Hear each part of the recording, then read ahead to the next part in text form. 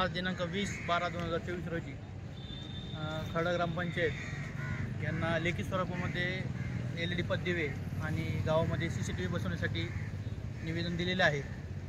तरी आम्ही ग्रामस्थांनी व शिवपट्टण विकास युवा मंचातर्फे आम्ही युवा कार्यकर्त्यांनी बऱ्याच वेळेस ग्रामपंचायतला लेखी स्वरूपाचे व तोंडी आश्वासने दिली होती, पण तरीही अद्यापर्यंत त्यांनी त्याच्यावर कोणतीही योग्य कार्यवाही केलेली नाही। याच्यातच ग्रामपंचायतचा हलगर्जीपणा आपल्याला लक्षात येऊ शकतो।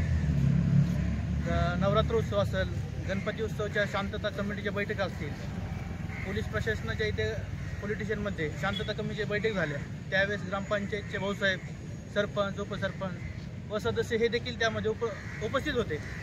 पण त्यांनीही त्यांच्या तोंडून आम्हाला या गोष्टी CCTV असतील, पथदिवे असतील ह्याच्यासाठी आम्हाला सुचवले होते व आश्वासन दिले होते, पण त्याच्यावर अद्यापर्यंत कोणतीही योग्य कार्यवाही केलेली नाही आहे। तरी आमची परत एकदा ग्रामपंचायतला लेखी स्वरूपामध्ये निवेदन देऊन आम्ही मागणी केलेली आहे।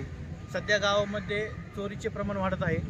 शेतकऱ्यांचे सोयाबीन म्हणजे आसपासचे जे गाव आहेत तिथले चोरीचे प्रमाण वाढले आणि शेतकऱ्याची सोयाबीन बऱ्यापैकी मोठ्या प्रमाणात आता चोरीला गेली आहे। तसं पोलीस स्टेशनने ते पकडून पण निदर्शनास आणून दिलेलं आहे। गावामध्ये LED बंद असल्यामुळे चोरांचा सुळसुळाट होऊ शकतो, त्याच्यामुळे LED त्वरित चालू कराव्या आणि गावामध्ये ग्रामपंचायतने निधी उपलब्ध करून CCTV बसवण्यात यावे ही आम्ही लेखी स्वरूपाची मागणी आज ग्रामपंचायतला केली आहे व तेवढे आम्ही प्रशासनाला सुचवतो।